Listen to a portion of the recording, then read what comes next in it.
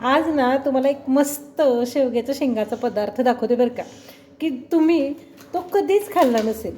हो, विश्वास बसत नाही ना? तर चला सगळ्यात आधी आपण या शेवग्याच्या शेंगा आहेत ना त्या चिरून घेऊयात. आता या शेंगाचं दोन्ही बाजूचं देठ काढायचं आणि हव्या तेवढ्या आकाराचे याचे तुकडे करून घ्यायचे. आणि तुम्हाला जेवढी गरज आहे ना तेवढ्या शेवग्याच्या शेंगा तुम्ही अशा चिरून घ्या. तर आता इथं माझ्याकडे साधारण 6 ते 7 शेवग्याच्या शेंगा आहेत, पण मला 4च माणसांसाठी हा पदार्थ करायचा आहे, म्हणून मी इथं 2 शेंगा वापरणार आहे. तर तुम्ही मला कमेंट करून नक्की सांगणार आहात की तुम्ही हा पदार्थ कधी आणि कुठे खाल्ला होता. मला तर शक्यता खूप कमी वाटते की तुम्ही खाल्ला असेल, पण आमच्याकडं मात्र ना नेहमी हा केला जातो आणि आवडीने खाल्लासुद्धा जातो. तर आता बघा, हे शेवग्याच्या शेंगा छान अशा चिरून झाल्या.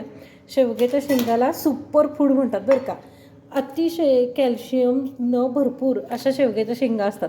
म्हणजे रोज शेवगा जर का खाण्यात ठेवला तर कधीच तुम्हाला कॅल्शियमची कमी पडत नाही. तर आता या शेंगा पाण्यामध्ये घालून वाफवून घेऊया.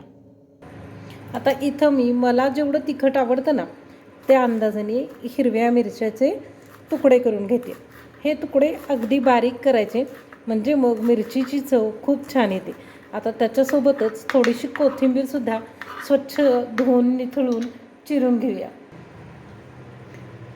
तर ही पूर्व तयारी आधी करून घेऊया. आता याच्यासोबतच एक मध्यम आकाराचा कांदा, तो सुद्धा मध्यम असा चिरून घेऊयात. अगदी बारीक नाही आणि अगदी मोठासुद्धा नाही. आणि आज आहे ना मी माझे हे व्हिडिओ करण्यासाठी एक नवीन खरेदी केली आहे. तर ती काय केली आहे ते पाहायचं असेल ना तर तुम्हाला हा व्हिडिओ शेवटपर्यंत पाहावा लागेल. म्हणजे मग व्हिडिओच्या शेवटी मी तुम्हाला सांगेन की माझी यूट्यूबची सुरुवात कशी झाली, मी काय काय वापरलं आणि आता त्याच्यामध्ये बदल होऊन प्रगती होऊन काय काय झालेलं आहे. तर त्यासाठी हा व्हिडिओ शेवटपर्यंत नक्की पहा बरं का. तुम्हाला खरंच आवडेल अशी आशा करते.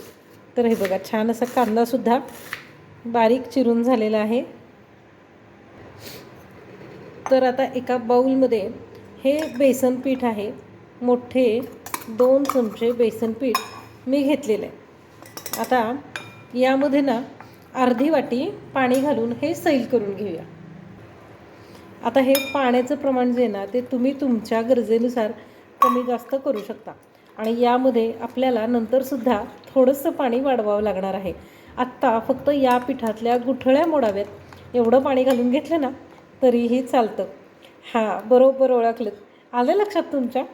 आपण ना आज अगदी एक जुनी विस्मरणात गेलेली पण चविष्ट अशी रेसिपी करतो आहे. तर याचं नाव आहे शेवग्याच्या शेंगाचं पिठलं. हे भाकरीसोबत, चपातीसोबत आणि अगदी गरम गरम भातासोबतसुद्धा खूप चविष्ट लागतं. पण हा पदार्थ ना महाराष्ट्रीयन असूनसुद्धा विस्मरणात गेला आहे. हो, आणि कोणाला याची एवढी रेसिपीच माहिती नाही. खूप साधी सोपी रेसिपी आणि चविष्टसुद्धा. तर बघा, आता याची छान अशा सगळ्या गुठळ्या मोडून झालेल्या आहेत. तर आता एक मोठा चमचा तेल छान असं तापवून घ्यायचं. आता या तापलेल्या तेलामध्ये मोहरी घालूया. नंतर घालूयात गरजेनुसार हिरव्या मिरच्या. आता आपण हा जो कांदा चिरून घेतलेला आहे ना तो कांदा घालून घ्यायचा. सगळं साहित्य छान असं फोडणीमध्ये एकजीव करून घेऊया. आणि त्यानंतर अगदी चिमूटभर हळद घालायची. लक्षात ठेवा, हळद फोडणीमध्ये घालताना सगळ्यात शेवटी घालायची. म्हणजे काय होतं माहिती आहे का, तर फोडणी मस्त अशी होते आणि पदार्थाचा हळदीचा पिवळसर रंग टिकून राहतो. हळद तेलामध्ये पटकन जळते आणि मग पदार्थ आपला काळपट होतो किंवा जास्त डार्क रंगाचं होतं. तर असा छान रंग हवा असेल ना तर फक्त हळद सगळ्यात शेवटी घालून घ्यायची. आता हा कांदा छान असा शिजलेला आहे. आता बघा, गरम पाण्यामध्ये या शेवग्याच्या शेंगा वाफवून घेतलेल्या आहेत. म्हणजे पिठलं करताना ह्या पटकन शिजतात. म्हणून या पाण्यातून काढून घ्यायच्या आणि या झालेल्या फोडणीमध्ये घालायच्या. आता तुम्ही मला सांगा बरं, एवढा सोपा, चविष्ट आणि महाराष्ट्रीयन पदार्थ असूनसुद्धा लोक हा करत का नाहीत आणि खात का नाहीत? सांगा बरं मला कमेंटमध्ये. तुम्ही नक्की सांगाल अशी मी आशा करते. तर आता या शेवग्याच्या शेंगाला फक्त एक छान वाफ येऊन देऊया. आता याला वाफ आली ना की हे जे बेसन पीठ पाण्यामध्ये आपण छान कालवून घेतलेलं आहे तर ते घालून घ्यायचं आणि ज्यामध्ये आपण शेवग्याच्या शेंगा शिजवले ना ते पाणी आपण आता घालणार आहोत. म्हणजे मग पाण्याचा अंदाज चुकणार नाही. आणि हे शेवग्याच्या शेंगाचं पिठलं तुम्हाला जेवढं पातळ हवं ना तेवढं तुम्ही याच्यामध्ये पाणी घालू शकता. पण खरं तर ना अगदी घट्ट नाही आणि अगदी पातळ नाही, तर पळी सांड असं हे पिठलं करून घ्यायचं. तर आता हे सुद्धा छान असं 1 मिनिटभर शिजवून घेऊया. काय मग पिठलं शिजल्याचा रटरट आवाज येतो की नाही? असंच शिजलं पाहिजे की मग त्याच्यामध्ये चवीनुसार मीठ घालून घ्यायचं आणि छान असं हलवून घ्यायचं. आता मीठ एकजीव झालं की नाही की आपण चिरून घेतलेली जी कोथिंबीर आहे ना ती घालूयात. हे बघा कसलं भारी दिसते की नाही? एकदम मस्त आणि करायला एकदम सोपं आणि चविष्टसुद्धा.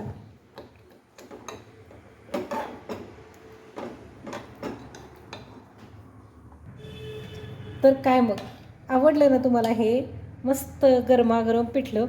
हां, आता मला खात्री आहे की तुम्ही हे करून बघणार आहात. तेव्हा एकदा नक्की करून बघा आणि व्हिडिओ आवडला तर व्हिडिओ लाईक करायला, चॅनल सबस्क्राईब करायला आणि व्हिडिओ शेअर करायला अजिबात विसरू नका.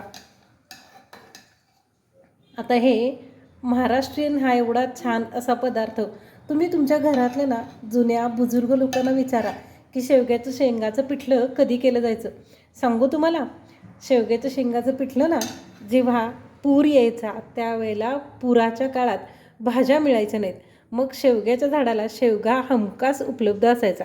तर त्यावेळी घरोघरी शेवग्याच्या शेंगाचं पिठलं अगदी केलं जायचं आणि पिठलं भात अन्न पुरवठी यावं म्हणून कायम केला जायचा. तर ही अशी विस्मरणात गेलेली महाराष्ट्राची रेसिपी पुन्हा एकदा शेअर करून सगळ्या महाराष्ट्रीयन लोकांच्या घरापर्यंत पोहोचवायला विसरू नका.